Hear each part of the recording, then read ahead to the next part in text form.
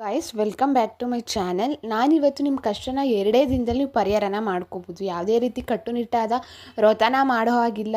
ತುಂಬ ನೀವು ಎಷ್ಟೊಂದು ಕ್ರಮಬದ್ಧವಾಗಿ ನೀವು ಇಷ್ಟಿಷ್ಟ ಪೂಜೆಗಳು, ನಮಸ್ಕಾರಗಳು, ಮಂತ್ರಗಳನ್ನ ಹೇಳ್ಕೋಬೇಕು ಅಥವಾ ಇನ್ನೇನಾದರೂ ಒಂದು ವಿಶೇಷವಾಗಿ ನೀವು ಪೂಜೆನ ಸೇವೆನ ಸಲ್ಲಿಸಬೇಕು ಅನ್ನೋದು ಏನೂ ಇಲ್ಲ.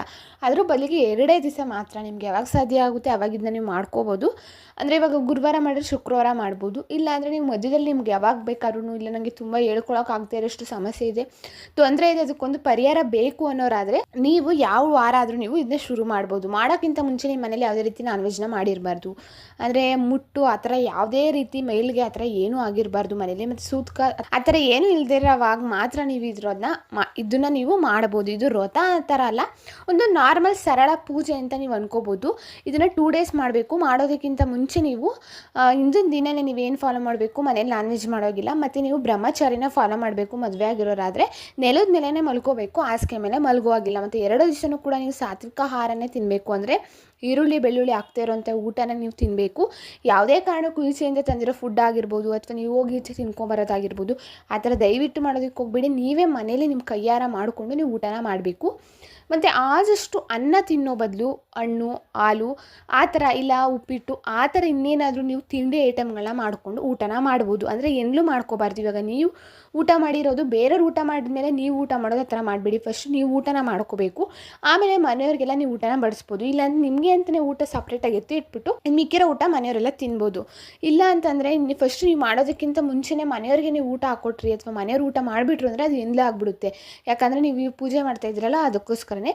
ಮತ್ತು ನಿಮ್ಮ ಬಟ್ಟೆಗಳನ್ನಷ್ಟು 2 ದಿವಸಕ್ಕಾಗಿರೋಂಥ ಬಟ್ಟೆಗಳನ್ನ ನೀವು ಸಪ್ರೇಟಾಗಿ ವಾಶ್ ಮಾಡಿಬಿಟ್ಟು ಅದನ್ನು ಎತ್ತಿಟ್ಕೊಂಡ್ಬಿಡ್ಬೇಕು. ತುಂಬ ಶುದ್ಧವಾಗಿ ನೀವು ಶ್ರದ್ಧಾ ಭಕ್ತಿಯಿಂದ ಮಾಡಿದ್ದೇ ಆದರೆ ನಿಮ್ಮ ಕಷ್ಟಗಳು ಆದಷ್ಟು ಬೇಗ ಕಳೀತವೆ. ರಾಯರು ನಿಮಗೊಂದು ಸೂಚನೆನ ಕೊಡ್ತಾರೆ ಅಂತಲೇ ಹೇಳ್ಬೋದು. ಮತ್ತು ಗಂಜಳ ಅಂದರೆ ತುಂಬ ಇಂಪಾರ್ಟೆಂಟು. 2 ದಿವಸನೂ ಕೂಡ ನಿಮ್ಮ ಮನೇಲಿ ದೇವ್ರ ಮನೆ ಇದ್ದರೆ ರಾಯರನ್ನ ಅಲ್ಲೇ ಇಟ್ಟು ನೀವು ಪೂಜೆನ ಮಾಡ್ಬೋದು. ದೇವ್ರ ಮನೆ ಇಲ್ಲೋರಾದರೆ ನೀವು ಎಲ್ಲಿ ದೇವ್ರ ಫೋಟೋಗಳನ್ನ ಇಟ್ಟಿರ್ತೀರೋ ಅಲ್ಲೇ ರಾಯರನ್ನ ಇಟ್ಟು ಪೂಜೆ ಮಾಡ್ಬೋದು. ಇಲ್ಲ ಅಂದರೆ ಈಶಾನ್ಯ ಮೂಲೆಯಲ್ಲಿ ನೀವು ಇಟ್ಬಿಟ್ಟು ರಾಯರ ಪೂಜೆನ ನೀವು ಮಾಡ್ಬೋದು. ನಿಮ್ಗೆ ಎಲ್ಲಿ ಅನುಕೂಲ ಆಗುತ್ತೋ ಅಲ್ಲಿ ನೀವು ಮಾಡ್ಬೋದು. ಮತ್ತು 2 ದಿವಸನೂ ಕೂಡ ಒಂದು ಜಾಗದಲ್ಲಿ ಇಟ್ಟಿರುವಂಥ ಫೋಟೋ ಆಗಿರ್ಬೋದು, ರಾಯರದು ವಸ್ತುಗಳಾಗಿರ್ಬೋದು ನೀವು ತೆಗಿಯೋಗಿಲ್ಲ. ಮತ್ತು ಯಾರೂ ಕೂಡ ಅದನ್ನು ಮುಟ್ಟದೇ ರೀತಿ ನೀವು ನೋಡ್ಕೋಬೇಕು. ಮತ್ತು ನೀವು ಗಂಜೋಳ ಹಾಕಿ ಮನೆಯೆಲ್ಲ ಶುದ್ಧನ ಮಾಡಿದಾದ್ಮೇಲೆ ನೀವು ಸ್ನಾನ ಮಾಡ್ಕೊಳ್ಳಿ. ಅದಕ್ಕೆ ಸ್ವಲ್ಪ ಅರಿಶಿನ ಮತ್ತು ಸ್ವಲ್ಪ ಗಂಜಳನ ಹಾಕ್ಬಿಟ್ಟು ನೀವು ಸ್ನಾನ ಎಲ್ಲ ಮಾಡ್ಕೊಂಡು ಬಂದು ನಿಮಗೆ ಸಾಧ್ಯ ಆಗುತ್ತೆ ಅಂದರೆ ಇದನ್ನ ಬ್ರಾಹ್ಮಿ ಮುಹೂರ್ತದಲ್ಲೇ ಮಾಡ್ಬೋದು. ತುಂಬ ಅಂದರೆ ತುಂಬ ಒಳ್ಳೆ ಉತ್ತಮವಾಗಿರೋಂಥ ರಿಸಲ್ಟ್ನ ನೀವು ನೋಡ್ತಾ ಹೋಗ್ಬೋದು. ಸಾಧ್ಯ ಆಗಿಲ್ಲ ಅಂದರೆ ನೀವು ಸಂಜೆ ಹೊತ್ತು ಕೂಡ ಮಾಡ್ಬೋದು. ಬಟ್ ಸಂಜೆಗಿಂತ ಬೆಳಗಿನ ಜಾವ ಮಾಡೋದು ತುಂಬ ಎಫೆಕ್ಟಿವ್ ಆಗಿ ವರ್ಕ್ ಆಗುತ್ತೆ. ಅದರಿಂದಾಗಿ ನೀವು ಇದನ್ನ ಮಾಡಬೇಕಾದ್ರೆ ರಾಯರಿಗೆ ಗಂಧ, ಅವ್ರಿಗೆ ಪ್ರಿಯವಾಗಿರುವಂಥ ತುಳಸಿ ದಳ, ಸೇವಂತಿಗೆ ಹೂವು ಅದನ್ನೆಲ್ಲ ನೀವು ರೆಡಿ ಮಾಡ್ಕೋಬೇಕು. ನಿಮ್ಗೆ ಸಾಧ್ಯ ಆಗುತ್ತೆ ಅಂದರೆ ಮನೇಲಿ ಸ್ವಲ್ಪ ಅಕ್ಷತೆನ ಮಾಡಿಟ್ಕೊಳ್ಳಿ. ಯಾಕಂದರೆ ಈ ವ್ರತ ಮಾಡಬೇಕಾದ್ರೆ ನೀವು ಏನೇ ಒಂದು ಪೂಜೆ ಮಾಡಿ ಯಾವುದೇ ದೇವ್ರ ಹತ್ರ ಕೇಳ್ಕೊಳ್ಳಿ, ಮೊದಲಿಗೆ ನೀವೇನು ಮಾಡಬೇಕು, ಸಂಕಲ್ಪನ ಮಾಡಬೇಕು.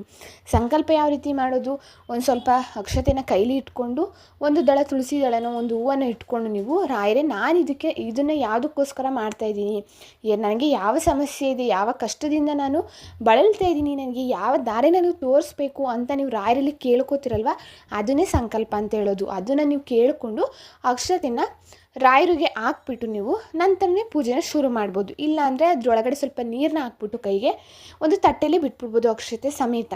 ಇದೆಲ್ಲ ಮುಗ್ದಿದ್ದಾದ್ಮೇಲೆ ರಾಯರಿಗೆ ನೀವು ಅಲಂಕಾರನ ಮಾಡಿ ತುಪ್ಪದ ದೀಪನೇ ಹಚ್ಚಬೇಕು ನೀವು 2 ದಿನಗಳ ಕಾಲ. ಸಾಧ್ಯ ಆಗಲ್ಲ, ಎಲ್ಲೊಬ್ರು 100ಕ್ಕೆ ಒಂದು 5 ಜನಕ್ಕೆ ಆಗಲ್ಲ ಅಂತಂದ್ರೂ ಅವ್ರು ಬೇಕಾದ್ರೆ ಎಳ್ಳೆಣ್ಣೆ ಬರುತ್ತಲ್ವ, ಎಳ್ಳೆಣ್ಣೆಲಿ ನೀವು ದೀಪನ ಹಚ್ಕೋಬೋದು. 2 ದೀಪನೇ ಹಚ್ಚಬೇಕು, 2 ಬತ್ತಿನೇ ಹಾಕಿ ನೀವು ದೀಪನ ಹಚ್ಚಬೇಕು. ಸಾಧ್ಯ ಆಗುತ್ತೆ ಅಂದರೆ 5 ಮುಖ ಇರುವಂಥ ದೀಪನ ಹಚ್ಚಿ, ಅದು ತುಂಬ ಒಳ್ಳೆಯದು ಅಂತಲೇ ಹೇಳ್ಬೋದು. ಇನ್ನು ತುಪ್ಪದ ದೀಪಕ್ಕೆಲ್ಲ ರೆಡಿನ ಮಾಡಿಕೊಂಡು ನೀವು ನೈವೇದ್ಯಕ್ಕೆ ಬಂದುಬಿಟ್ಟು ಹಸಿ ಹಾಲನ್ನ ಅಥವಾ ಹಣ್ಣನ್ನ ಇಟ್ಬಿಡಿ ನೀವು ಬೆಳಗ್ಗೆ ಮಾಡೋರಾದರೆ. ಆ ನಂತರ ನೀವು ಊಟ ನಿಮಗೆ ಮಾಡ್ಕೋತಿರಲ್ವ, ಈರುಳ್ಳಿ ಬೆಳ್ಳುಳ್ಳಿ ಏನು ಹಾಕ್ತಿರೋ ಅಂಥ ಊಟ, ಅನ್ನ ಸಾಂಬಾರೇ ಆಗಿರ್ಬೋದು, ಅದನ್ನು ನೀವು ಏನು ಮಾಡ್ಕೊಂಡಿರ್ತೀರೋ ನಿಮಗೆ ಅಂತ ಅದನ್ನು ಸ್ವಲ್ಪ ರಾಯರ ಹತ್ರ ಇಟ್ಬಿಟ್ಟು ಆನಂತರ ನೀವು ನೈವೇದ್ಯನ ಸೇವನೆ ಮಾಡ್ಬೋದು. ಮಧ್ಯೆಗೆ ನೀವು ರಾಹುಗಳನ್ನ ನೋಡಿಬಿಟ್ಟು ರಾಯರ ಪೂಜೆನ ಶುರು ಮಾಡಿ. ನಿಮ್ಗೆ ಏನು ಮಂತ್ರ ಬರುತ್ತೋ ರಾಯರದು ಅದನ್ನು ಹೇಳ್ಕೊಂಡು ನೀವು ರಾಯರಿಗೆ ಹೂವನ್ನು ಅರ್ಪಣೆನ ಮಾಡಿ, ದೀಪನ ಅನಿಸ್ಬಿಟ್ಟು ಮಂಗಳಾರತಿನ ಮಾಡಿ ರಾಯರನ್ನು ಒಂದೇ ಮನಸ್ಸಿಂದ ಭಕ್ತಿ ಭಾವದಿಂದ ಕೇಳ್ಕೋಬೇಕು ನೀವು. ಅದ್ರ ಜೊತೆಗೆ ನೀವು 11 ಬಾರಿ ಪ್ರದಕ್ಷಿಣೆ ಹಾಕ್ಬೇಡು. ನೀವು ದೇವ್ರ ಮನೇಲಿದ್ರೂ ಅಲ್ಲೇ 11 ಬಾರಿ ನೀವು ರಾಯರು ಮಂತ್ರನ ಹೇಳ್ತಾ ನೀವು ಪ್ರದಕ್ಷಿಣೆನ ಹಾಕಬೇಕು. ಇಲ್ಲ ನೀವು ಬೇರೆ ಕಡೆ ಇಟ್ಟಿದ್ದೀರಾ ಅಂದರೆ ಪರವಾಗಿಲ್ಲ, ಅಲ್ಲೂ ಕೂಡ ಬೇಕಾದ್ರೆ ಸಾಧ್ಯ ಆಗುತ್ತೆ ಅಂದರೆ ನೀವು ರಾಯರ ಫೋಟೋ ಸುತ್ತ 11 ಬಾರಿ ಬನ್ನಿ, ತುಂಬ ಒಳ್ಳೆಯದು ಅಂತಲೇ ಹೇಳ್ಬೋದು. ಇದೆಲ್ಲ ಆದಮೇಲೆ ನೀವು ಫಸ್ಟ್ ದಿವಸ ಅಷ್ಟೆಲ್ಲ ಮಾಡ್ತೀರಾ. ಮಾಡಿದಾದಮೇಲೆ ನೀವು ಬೆಳಗ್ಗೆ ಹೊತ್ತು ಯಾವುದೇ ಕಾರಣಕ್ಕೂ ತಿಂಡಿನ ತಿನ್ನೋ ಆಗಿಲ್ಲ ನೀವು. ಅಂದರೆ ಹಾಲು ಅಥವಾ ಹಣ್ಣು ರಾಯರ ಮುಂದೆ ಇಟ್ಟಿರ್ತೀರಲ್ಲ ಅದನ್ನೇ ತೆಗೆದು ನೀವು ಸೇವನೆನ ಮಾಡ್ಬೋದು. ಅದಾದಮೇಲೆ ನೀವು ಮಧ್ಯಾಹ್ನಕ್ಕೆ ಈರುಳ್ಳಿ ಬೆಳ್ಳುಳ್ಳಿ ಹಾಕ್ತಿರೋಂಥ ಊಟನ ಅಡುಗೆನ ಮಾಡ್ಕೋಬೇಕು. ಆ ಅಡುಗೆನ ನೀವು ರಾಯರಿಗೂ ಸ್ವಲ್ಪ ನೈವೇದ್ಯವಾಗಿ ಇಟ್ಟು ಮತ್ತೆ ಸ್ವಲ್ಪ ಆರತಿನ ಮಾಡಿಬಿಟ್ಟು ಆ ನಂತರ ನೀವು ನೈವೇದ್ಯನ ಸ್ವೀಕರಣ ಮಾಡಬೇಕಾಗಿರೋವಂಥದ್ದು. ಇದೆಲ್ಲ ಆದಮೇಲೆ ನೀವು ಕೊನೆ ದಿನ ಮಹಾಮಂಗಳಾರತಿನ ಮಾಡಬೇಕು. ಸಂಜೆ ಹೊತ್ತಲ್ಲೇ ಮಾಡಬೇಕು. ಮಹಾಮಂಗಳಾರತಿ ಮಾಡಿದ್ಮೇಲೆ ರಾಯರ ಮಠಕ್ಕೆ ಕಡ್ಡಾಯವಾಗಿ ಹೋಗ್ಬಿಟ್ಟು ಬರಲೇಬೇಕು. ರಾಯರ ದರ್ಶನ ಪಟ್ಕೊಂಡು ನಾನು ಮನೇಲಿ ಈ ಥರ ನಿನ್ನ ಸಂಕಲ್ಪ ಸೇವೆನ ಸ್ಟಾರ್ಟ್ ಮಾಡಿದ್ದೀನಿ ಅಂತಂದರೆ ನನ್ನ ಕೈಲಿ ಸಾಧ್ಯ ಆಗುವಂಥದ್ದು 2 ದಿವಸ ಆಗುತ್ತಾ, 3 ದಿವಸ ಆಗುತ್ತಾ, 7 ದಿವಸ ಆಗುತ್ತಾ, ನಿಮ್ಮ ಶಕ್ತಿಗೆ ಅನುಗುಣವಾಗಿ ನೀವು ಮಾಡಬೇಕಾಗಿರೋದು. ಅಲ್ಲಿ ತನಕ ನೀವು ಫೋಟೋನ ಆ ಜಾಗದಿಂದ ಕದಲಿಸೋ ಆಗಿಲ್ಲ. ಈಗಲೇ ಹೇಳ್ತಾಯಿದ್ದೀನಿ, ಯಾರೂ ಕೂಡ ಮುಟ್ಟೋ ಆಗಿಲ್ಲ ನಿಮ್ಮನ್ನು ಬಿಟ್ಟಿದ್ದಾದಮೇಲೆ. ಆ ನಂತರ ನೀವು ರಾಯರ ಮಠಕ್ಕೆ ಹೋಗಿ ನಿಮ್ದು ಏನೇನು ಇರುತ್ತೋ ಅದನ್ನೆಲ್ಲ ರಾಯರ ಹತ್ರ ಹೇಳ್ಕೊಂಡ್ಬಿಟ್ಟು ರಾಯರಿಗೆ ಒಂದು 11 ರೂಪಾಯಿನೋ 51 ರೂಪಾಯಿನೋ ಅಥವಾ 101 ನಿಮ್ಮ ಕೈಲಿ ಎಷ್ಟು ಆಗುತ್ತೋ ಅಷ್ಟು ಕಾಣಿಕೆನ ನೀವು ರಾಯರು ಉಂಡಿಗೆ ಅರ್ಪಣೆನ ಮಾಡಿಬಿಟ್ಟು ರಾಯರಿಗೆ ನಮಸ್ಕಾರನ ಮಾಡಿ. ನೀವು ದೇವ್ರ ಮನೇಲಿ ಇಟ್ಟಿದ್ರೆ ಓಕೆ, ಅಲ್ಲೇ ನೀವು ಇಟ್ಟು ನಾರ್ಮಲಾಗಿ ಪೂಜೆನ ಮಾಡ್ತೀರಾ. ಬೇರೆ ಜಾಗದಲ್ಲಿ ಇಟ್ಟು ಮಾಡೋರು ಅವತ್ತಿನ ದಿವಸ ರಾಯರು ಮಠಕ್ಕೆ ಹೋಗ್ಬಿಟ್ಟು ಬಂದಿದ್ದಾದಮೇಲೆ ಸ್ವಲ್ಪ ಹೊತ್ತು ಬಿಟ್ಬಿಟ್ಟು ನೀವು ರಾಯರ ಫೋಟೋ ಅಲ್ಲಿಂದ ತೆಗ್ದು ನೀವು ಎಲ್ಲೇ ಇಟ್ಕೋತಿದ್ರೆ ಮೊಳೆ ಹಾಕ್ಬಿಟ್ಟು ಗೋಡೆ ಮೇಲೆ ಹಾಕಿರ್ತಾರೆ ಅಂಥವ್ರು ನೀವು ಅಲ್ಲಿ ಎತ್ತಿಟ್ಕೋಬೋದು, ಏನೂ ಪ್ರಾಬ್ಲಮ್ ಆಗೋಲ್ಲ. ಇದನ್ನು ನೀವು ಮಾಡಬೇಕಾದ್ರೆ ನಂಬಿಕೆ ಇರಬೇಕು, ಶ್ರದ್ಧಾ ಭಕ್ತಿ ಇರಬೇಕು. ಆವಾಗಲೇ ಹೇಳೋ ರೀತಿ ಸಿಂಪಲ್ ಆಗಿರೋಂಥ ಒಂದು 4-5 ಕ್ರಮನ ನೀವು ಅನುಸರಣೆನ ಮಾಡಿದ್ರೆ 2 ದಿವಸದಲ್ಲೇ ರಾಯರು ಒಂದು ಹಿಂಟನ್ನ ಕೊಡ್ತಾರೆ, ಅಥವಾ ನಿಮ್ಮ ಕನಸಿನ ಮೂಲಕ ಸೂಚನೆನ ಕೊಡ್ಬೋದು ರಾಯರು. ಇದಿಷ್ಟು ಕೆಲಸನ ನೀವು ಮಾಡಿ ನೋಡಿ. ನಿಮ್ಗೇನಾದ್ರು ಹೆಲ್ಪ್ಫುಲ್ ಆಗಿದ್ದರೆ ಈ ವಿಡಿಯೋನ ಸಬ್ಸ್ಕ್ರೈಬ್ ಮಾಡ್ಕೊಳ್ಳಿ ನನ್ನ ಚಾನಲ್ನ.